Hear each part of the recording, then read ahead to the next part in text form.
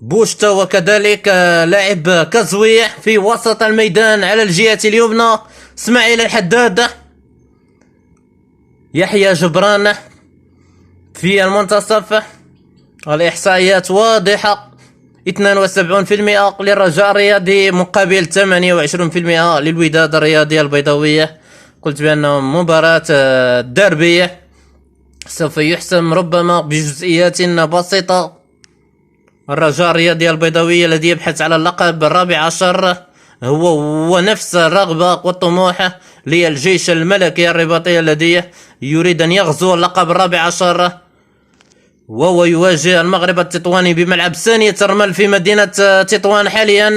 اسماعيل الحداد، بينما الوداد البيضاوي يبحث عن المشاركة في كأس الكونفدرالية الإفريقية أمام فرق اتحاد تورق، الفتح الرباطي وأولمبيكا السفيح. إسماعيل الحداد يسدد وأنس الزنيتي في المكان والزمان السليمين.